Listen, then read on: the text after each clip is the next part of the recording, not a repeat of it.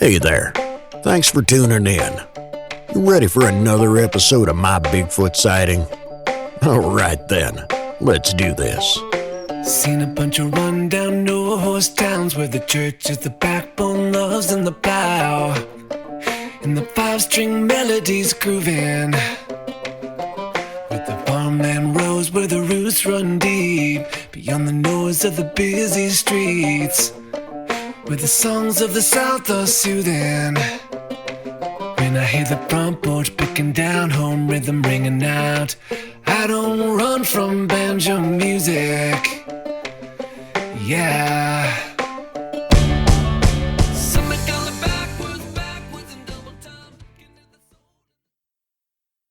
My Bigfoot sightings began in Americus, Georgia in 2022. My name is Scott Hunt, and I work for an engineering company, and I work all over the country. And in July of 2022, I was working down in Americus, Georgia, and I was doing mapping for a project we were doing down there. So I was looking along the side of the roads for different obstacles, things like that, what the crews would have to encounter. And so I was mapping all of that into the computer, and I happened to be sitting on the side of a road. It was a hot July day, just sweltering hot down in southern Georgia. I was in the middle of a bunch of pine trees where they grow the trees for the paper mills. So it was just miles of trees. And I was on the side of the road putting some stuff in the computer. And I just happened to look up and saw this figure walk across the road. And me being what I do for the engineering company, I know the distances on roads. A standard road is 33 feet right away on each side. So that's 66 feet. And so where this creature came out of the trees at and went to the other side was 66 feet. It takes me 22 steps. I got a 3-foot stride. So it takes me 22 steps to cover the same distance. This thing covered it in about 6 to 7 steps and just glided across the road. It was just, all I could see was a solid black figure. I couldn't make out any hair or anything like that, but it was a solid black figure just walking across the road. I'm sure that he didn't hear me because I'd been sitting on the side of the road idling while I was doing my paperwork. And, normally they might hear vehicles coming down the road and they would wait till a vehicle passes to cross the road. And I just happened to look up at the right time, and this creature just walked across the road. I wasn't really shocked. I never had even thought about Bigfoot being in our area. I was like most other people.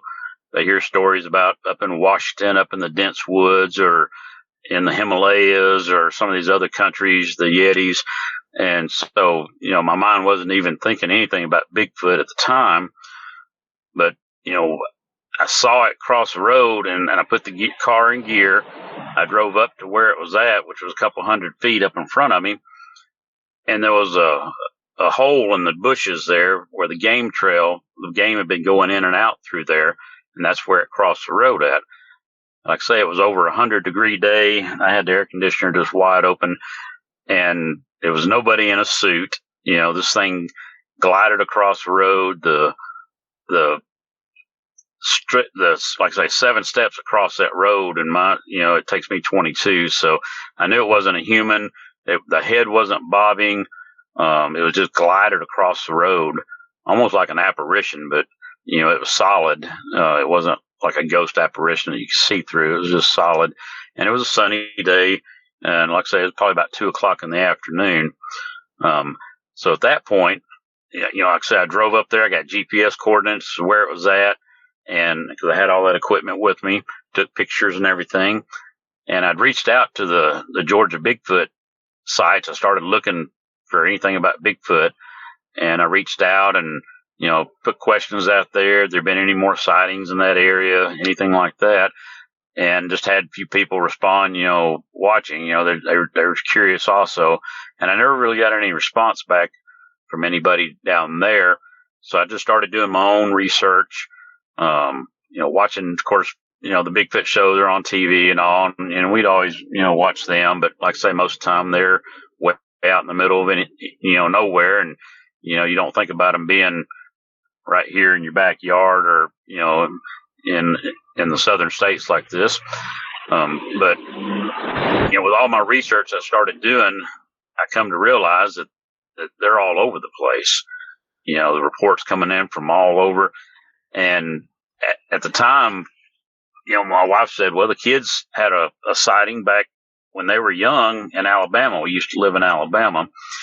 And they saw a white one down there back in around 1997.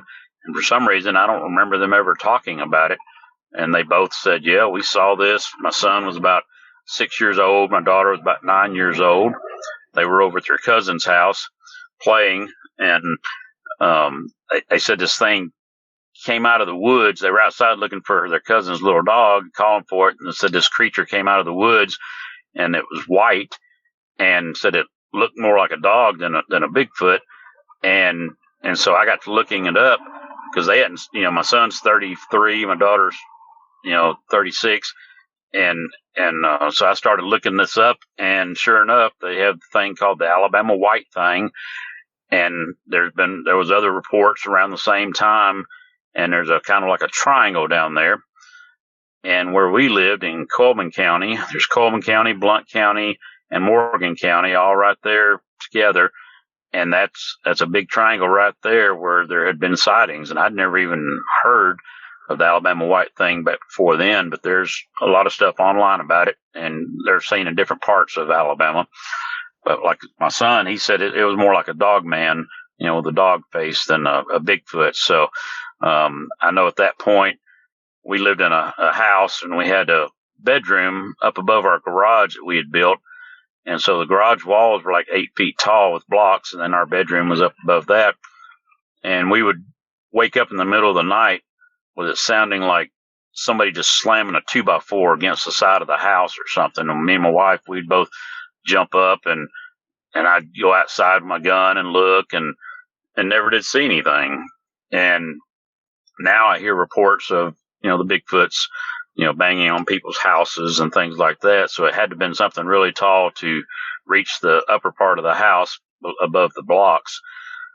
But, I've had paranormal things happening ever since I've been married to my wife. She's kind of like a medium, sees a lot of things, and we've had activity for years and years. So the paranormal is not something that just freaks me out.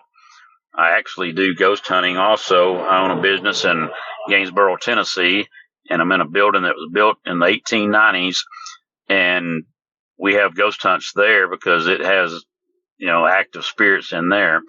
And, to me, it's interesting. There's nothing that scares me, and we just communicate with them just like we would anybody else. We hear all kinds of noises, hear our names called, whistling, different things like that.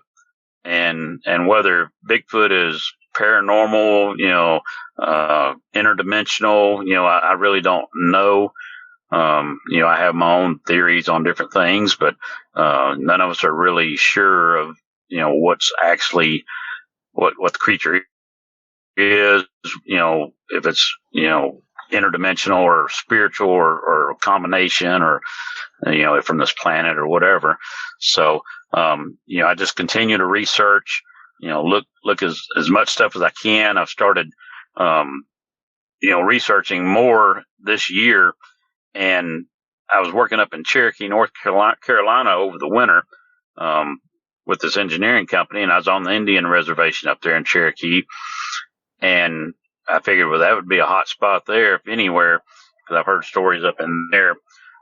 So I was working one day with the crew, and they were working down at the base of the mountain, and it had snowed a few days before, so there was still snow up at the very top.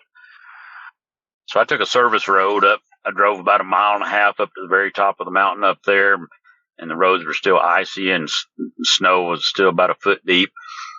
And when I turned around, I noticed a big footprint in the snow, and then I noticed some more, and it was like it came out of the woods, went across the road, and then down the edge of the road and back down into the woods.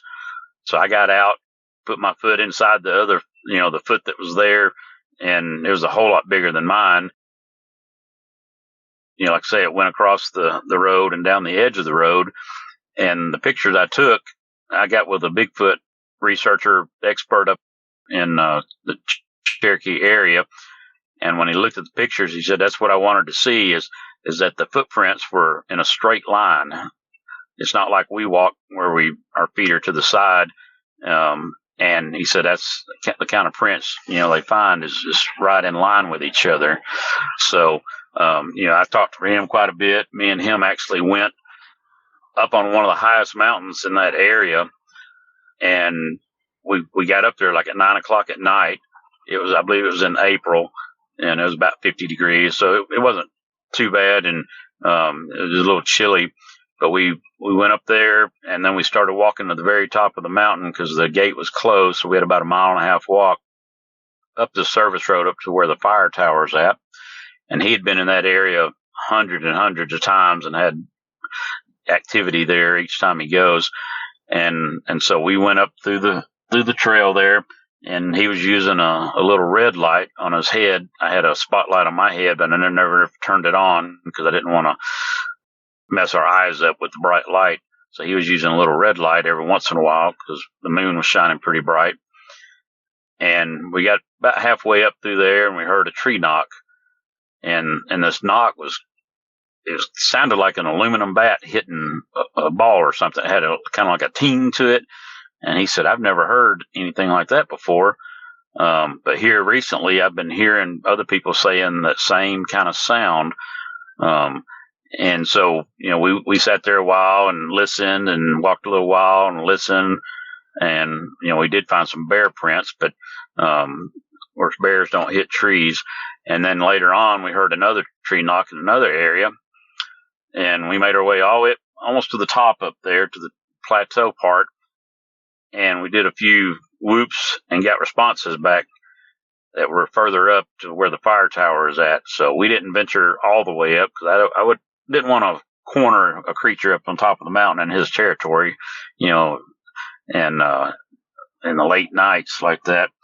And so it was about 1:30 when we finally got back to the car and drove back to town. But that was a pretty good adventure with him. And really one of my only night ventures out like that. Most of my other research I do is in the daytime because I want to be able to see prints, and especially if I don't know the area, be able to see what's around, and you can see a lot more signs when in the daylight versus being at night. But another thing up there on that mountain, we kept seeing lights over in the other mountain ranges. It may have been 4 or 5 miles across in the valleys, and these lights would light up and then disappear. It's kind of like a tree blowing with a street light, and how it kind of disappears some, but then it never would show back up. And they were in different areas, and they have some lights that they see over in that area a lot. There's a lot of reports about lights, and I don't know if it was the air was just charged really heavy and maybe it was static, but I mean, it was several miles away and it was bright enough to see. And I saw him first, and then I mentioned to him, and then he started seeing them. So that was pretty interesting there. But I try to research anywhere I can. On my travels, I'm all over the area, the South. Right now I'm in Minnesota, working up here in northern Iowa. So I've already been to a couple of sites where they've had sightings there. The BFRO has been up here and done shows on them. So I found out that they'd had sightings in the area. So I went to some of these parks and wandered around and just looking. But where I've been finding my most material or evidence at is down in Tennessee where I live. My property overlooks an 11,000 acre state park called Standing Stone State Park. And if you listen to many podcasts on other channels and all, you've probably heard of it. Every time I mention it to some of these podcasters, they say, "Oh, I know right where that's at," because there's supposedly dogmen and Bigfoots in the park. And I've had activity at my house. My property, I'm on a mountaintop. It overlooks a big valley into the back side of the park. And I can see the fire tower from my house. It's about 6 miles away down the valley, and I can barely see it on the horizon. And they have sightings over there. Like I say, we didn't really notice much stuff until I had my first sighting. And then it's like when you buy a red car and you notice there's red cars everywhere. You start noticing things a lot more once you have a sighting and you're more aware.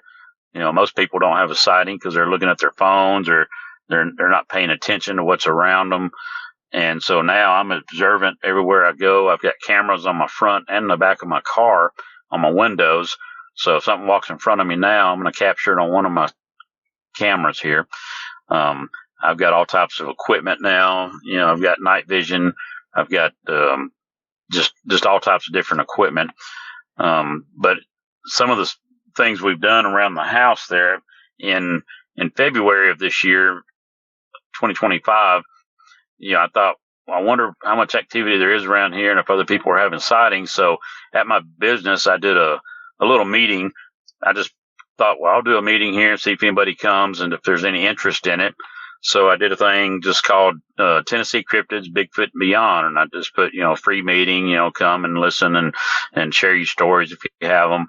And so I was the one that was talking, and I had, no clue if anybody would even show up. We had over 95 people show up. I had about 40 chairs and the other people were just standing up. And so I had a little presentation together and was trying to do a PowerPoint and all, but I could never get the PowerPoint to work. There was something messing with me, not really wanting me to do the meeting, because my mind was just, I couldn't think of what to say. It was, and the people, I listened to the recording afterwards and I did okay, but my mind was just racing. It was just jumping all over the place.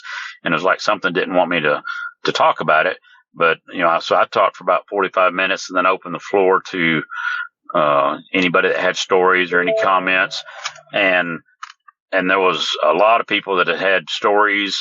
And a lot of people had lived around there most of their life. So they had different stories, to tell.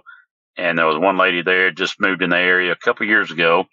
And there's a road over there, called Booger Ridge. And so I just mentioned that in the presentation. She said, well, I live on Booger Ridge. And I said, that might be where it got its name. There was a gentleman sitting behind her. He shook his head. Yep. He said, that's how it's got its name. So out of that meeting, I kind of got a core group of people, and got a lot of information where people have been having sightings.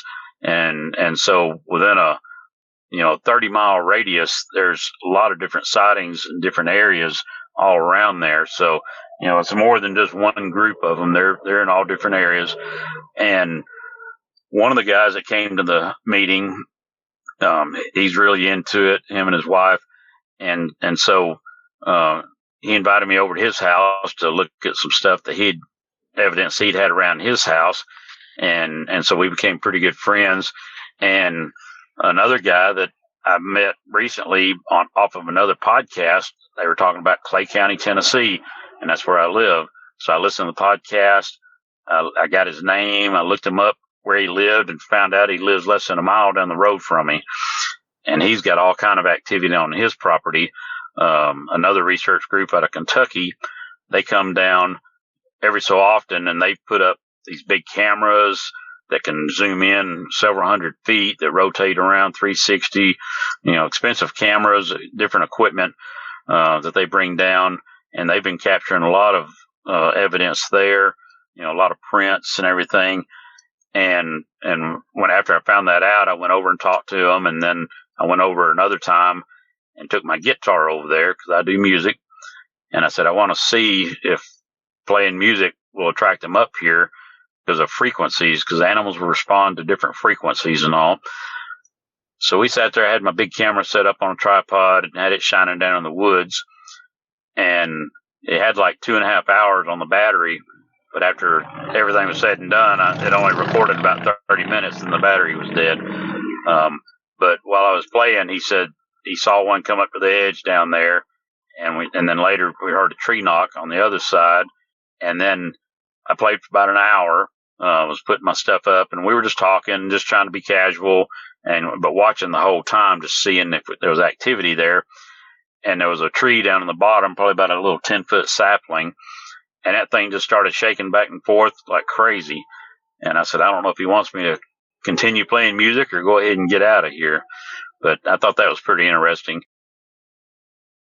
I did another meeting at the distillery in May, And so I had a guest speaker from Alabama come up. His name is Dale Boswell, and he's got critters on his property. He calls it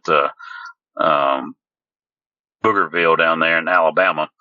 And so me and him's become friends. We've written some songs together, and he writes songs about Bigfoot also.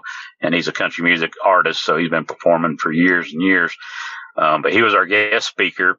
And so I put him and his family up in some Airbnbs that are right down the road from me, some cabins down there. And that's right in between me and my neighbor that has the activity. So on that Friday night, the meeting was on Saturday, so they came up on Friday and stayed in the cabin, and they were out on the porch looking, trying to see if they could find anything, any evidence, because it's right there at Standing Stone State Park, too. And he said they did have something bang on the cabin that night. And then later I told him, I said, well, I found out that my neighbor right in between us and that cabin, he has activity all the time. And so I'm pretty sure that's what it was that banged on his cabin. So we had the meeting on that Saturday, and we had about 30 people show up then, because we had a lot of school graduations, different things going on. So the attendance wasn't as much as the first meeting I had. But that Sunday I'd planned on going and doing some investigations while he was in town. So there's one woman that had come in our business, and because her daughter knew that we did the meeting, and she said my mom was scared to death because she says there's things out there at her place, and she's just scared to death. And so she'd come in and was talking with me, and she wanted me to go in the other room so the other people wouldn't hear. And she was telling me about the different encounters at her place. She'd seen a mama and two juveniles out in her backyard several times. Said she'd went out to smoke a cigarette, was leaned over the porch, and this big guy was right there by her, and he's pretty good size, and it just scared her to death. And so, I assured her she wasn't crazy, and I told her we'd come out there and do an investigation, try to see what we could do to make them kind of leave the area or leave her alone. And so me and Dale and my neighbor, we went out and went to up by her house there, and I'd found out that there's another person right down the road that had recorded some vocalization from their front porch up on the mountain there, and that the neighbor had lost a couple cattle recently and moved his cattle out of that field. And it's right next to a WMA, a wildlife management area. So these people's property backs right up to it. And so that woman, she had been gone, so I wasn't able to get to her house at that point. But me and Dale and another person, we went down in that wildlife management area. It was a game trail as soon as we parked. And I think it's about 50,000 acres, and there's surrounded by a river. It's kind of like a peninsula with a river all around it. And so we just went up the game trail, just a little piece, and it rained real hard the night before. So the water in the creek had pushed the grass all down, and it washed any evidence that there was away. But we did find 3 footprints there, and then a heel print in the grass where it slid and pushed the grass backwards. So we found 3 good prints there, and they look more like juveniles. They're about 10 or 11 inches long. And they were fresh too, because everything would have got washed away the night before. And so we looked on that property, and then we went up to that one property where they'd heard the vocalization, which was about 1.5 miles from the other lady, and they don't even know each other. They took us up on the mountain in a 4-wheel drive, and we found all kinds of footprints up there, and there was a hayfield up there that, and nobody can get to it because trees are pushed down in the road, so it's just, wild hay growing up there. And there's footprints all in there, about 7-foot strides. And it seemed like everywhere there was a print, the grass was dead. I don't know if it's from energy or oils from the body or just the weight of the creatures pushing the grass down, but the grass was kind of dead where they had stepped, and the grass was knee high to us, and none of the grass had been pushed over at all. So it's like they were just stepping over that grass with 7-foot strides. There were some areas where we could tell they'd been laying down. in the grass, making kind of nest areas. We did find some scat there, big old scat that I know wasn't any normal creature in that area. And there's a ridge that runs up from the bottom up to that field up there. And so we told them we're going to come back in the fall and go up there and camp one night and just go up there and play the guitar, have a campfire, just see if we can attract them up there. And they want to go with us. And so on the way back down from the mountain, there's an X structure in the trees there. They said, look at there. And so I told them, I said, we're going to go over and look at that X structure, but we're going to go and look and see if there's roots at the bottom of the trees, so we know that it's not just trees that happen to fall over. And so when we went over there,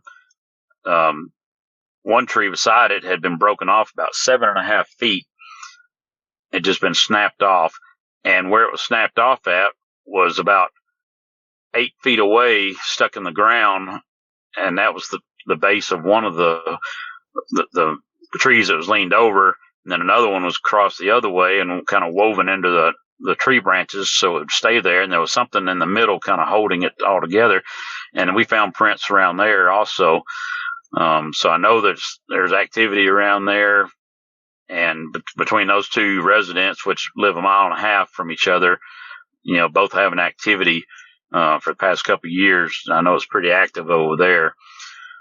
So just last month, we were able to go back over there to that lady's trailer because she was going to be home, and I took the guy that came to the meetings that has evidence on his property. I've seen prints on his property, and then my neighbor. We all went up there, and both of them having experiences and stuff. They helped calm this lady down, kind of, and she's kind of okay with it now. She just. I told her, go out in the woods, tell them that this is your property. You don't want them on your property, and you'll stay out of their territory. So that's kind of what she does now. But in her trailer, one end of it, the window's about 9 feet off the ground. And she'd said she was scared because this thing had knocked on the trailer and put dents in the trailer and felt like it was coming off the foundation. So when we got there, we could see the window there. It's an older trailer, so the paint's kind of chalky. And on each side of the window, you can see these bare spots where this thing had been looking in the window watching TV. And she said the night that she thought trailer was going to come off the foundation, she said they moved the TV because she'd seen it looking in the window. And so that's when thing just hit twice on the trailer there by the window, which is over 9 feet tall.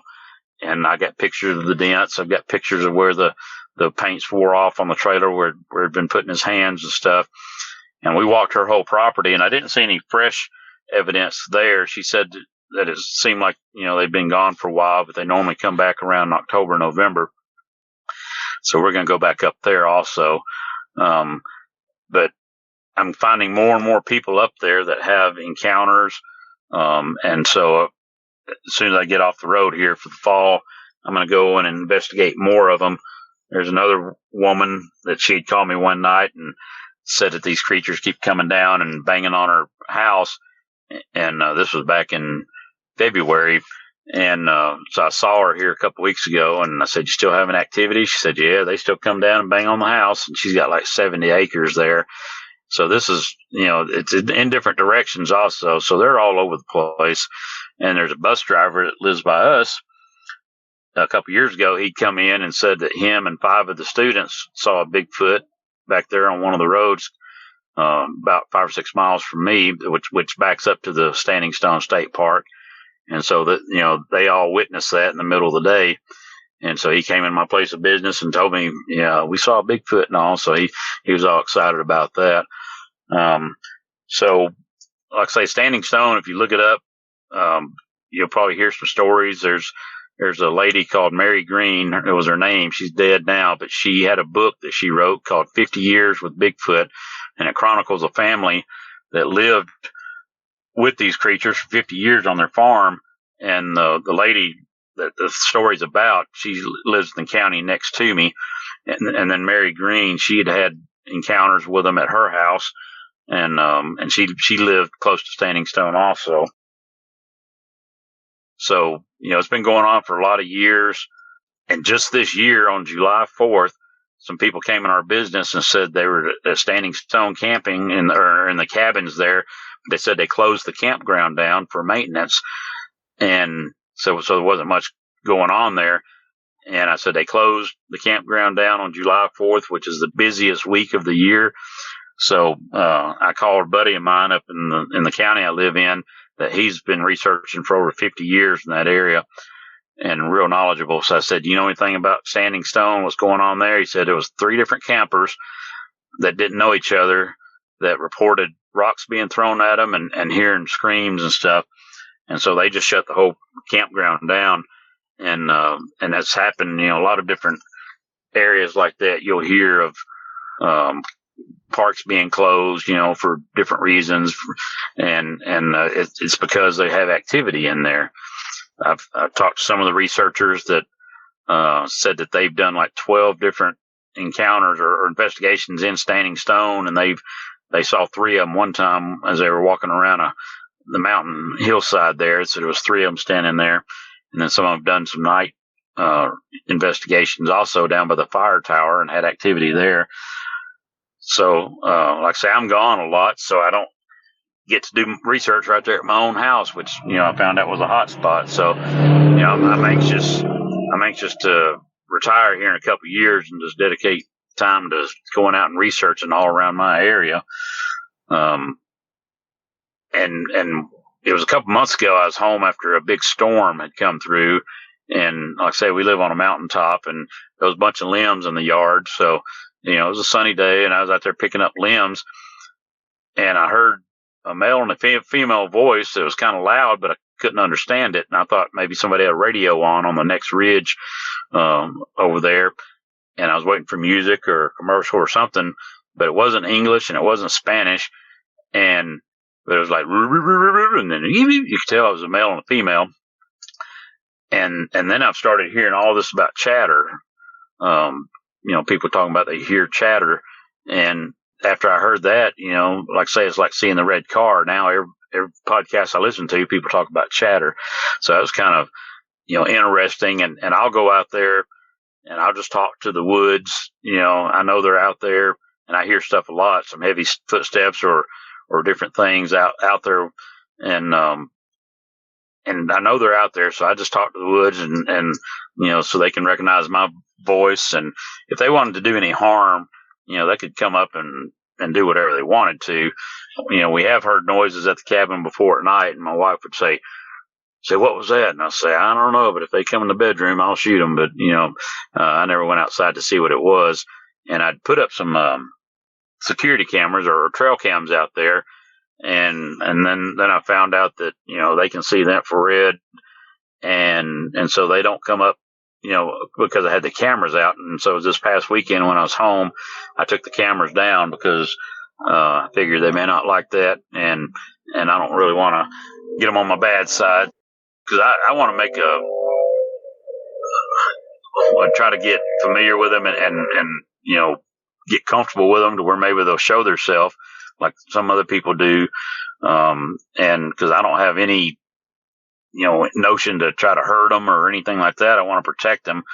So now, I don't tell a lot of people, exact locations, anything like that. Like I say, Standing Stone's 11,000 acre state park. So you mentioned the park, and it's a big park. You won't ever walk over the whole thing in a year. But so I'm not too worried about, people coming in there and bother them too much. The government knows they're there, and we do have helicopters fly over a lot. One of the neighbors had a big drone flying over his house the other day. And since the park's been closed, the campground's been closed, we've had more activity with them. And I have seen government vehicles out there, but, they already know they're there. So, it's not like it's a secret. But I had 2 workers when I worked in Nashville there, 2 co-workers, and both of them were 7 feet tall, and they could look eye to eye. So, I kind of know heights and all that stuff. And one of them was about 600 pounds and he was pretty hefty, but the other one was thin and he still weighed over 300 pounds. So there's large people around. There's bound to be large, Bigfoots around. I know some of them around our area, they've been like 8 to 9 feet. But I think we have more smaller ones in our area. It may just be, regional. But we do have, deer and turkey and wild hogs and, just a, host of other animals for them to feed on. And while we were down at that WMA park down there, we walked off in there, and in a dry creek bed, there was a bone laying there, and I didn't think too much about it, but the other guy that was with me, he picked the bone up and got to looking at it, and there was flat teeth marks on it. This was probably a leg bone off a cow or something. It was an older bone because the marrow had already been all dried up. You could tell it was an older bone. And so he took it home, cleaned it up, and on the one end, it was a rounded mouth that took a chunk out of it, just like you'd be eating corn or something soft. And the teeth marks just cut all the way through it. And it was on the very end of the bone, so it wasn't the full mouth, but I kind of guesstimated the width of it, and it would have been to the outside of my cheekbones is how far the teeth would have went. And for something to bite through a bone like that just in one bite, and it was gnawed all the way down the side of the bone with these flat teeth. And so something with a good jaw structure and power, bit on that bone. So he was excited about getting that bone and got it cleaned up and all. And it looked like it had, tool marks on it, like, stone or something, little scrapes on it, like Indian might have done it, years ago. But it was, it's like I say, the mouth on it and the teeth are really big. So, that was kind of interesting there. But I'm just looking forward to being able to get back and doing a lot more research in our area. But while I'm on the road, I try to find any place I can and just go and research and try to pick up stories here and there. I'm also a songwriter, lived in Nashville for over 10 years. And since I got real interested in the Bigfoot and all the research I was doing while I was working up in Cherokee up there, I had a lot of time to sit and think. And so I wrote this song about Bigfoot, and I played it at my show, the Tennessee Cryptids, Bigfoot and Beyond presentations, and got real good response from it. And it's just everything I kind of hear and see and hear all the stories. It kind of encapsulates it all in this one song. And you can find the song on YouTube. My YouTube page is at Scott Hunt 4226, and it's Tennessee Cryptids, Bigfoot and Beyond is what I called it. But it's just a song about Bigfoot, and I hope you enjoy the song.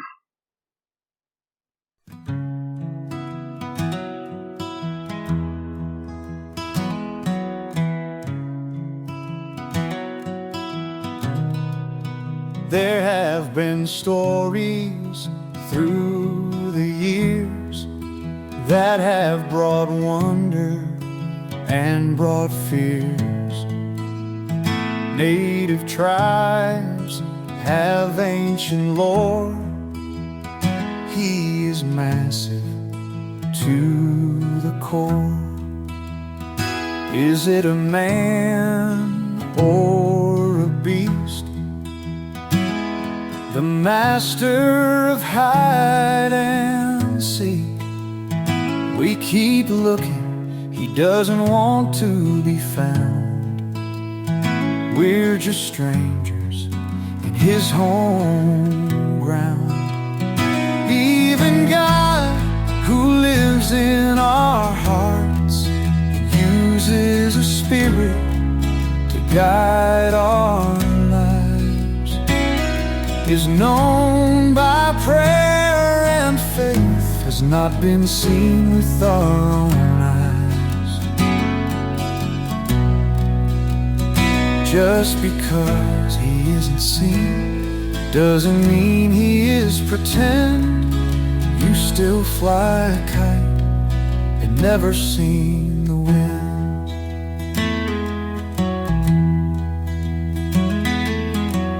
A mystical creature fading in and out of sight. Some say he is an alien with a craft made for flight. light. Some deny while others believe. There are those who will try to deceive. Discussions can be tense, some want a body to see. Absence of proof is not proof of absence. He just wants night alone to live free. Some have had encounters and try to share their story, knowing others will scoff and make fun. It's not for fame or glory. We all have different beliefs and cultures. It's easy for us to disregard. Sticking to what you believe is what life's about. It may be hard. There have been stories through the years that have brought wonder and brought fear. We keep looking, he doesn't want to be found. We're just strangers in his home ground. We keep looking, he doesn't want to be found. We're just strangers in his home ground.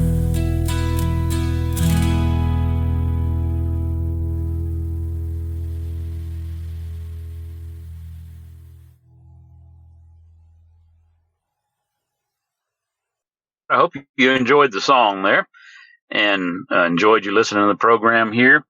And if you have any comments about the song or want to contact me any way you want to, you can reach me at the YouTube page there. I'll be happy to interact with you there. You can just set a message there and look forward to hearing your comments about the song.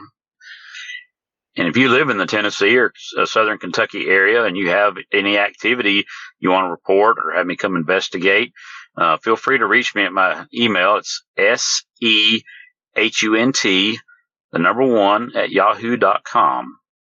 Thank you. Well, that's it for tonight's show.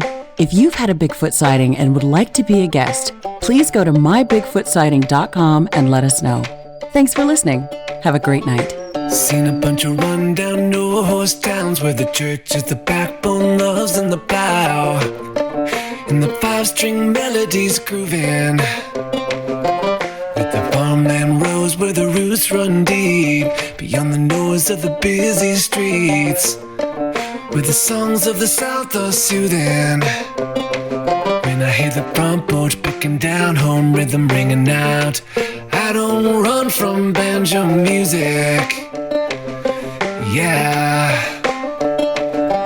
the sound of a memory brings me back to the bluegrass playing on my dad's 8-track.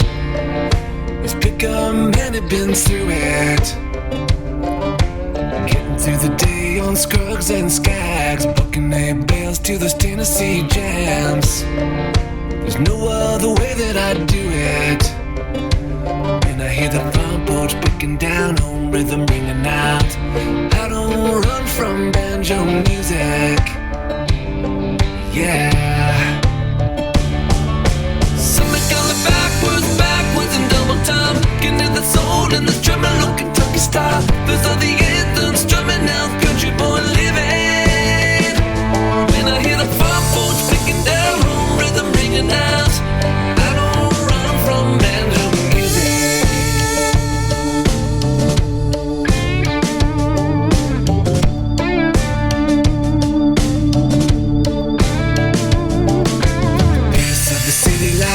Me wild. The only tune is the cars rushing by, with the bass on the stereos booming. When I hear the front porch picking down, home rhythm ringing out, I don't run from banjo music. Yeah. Something going backwards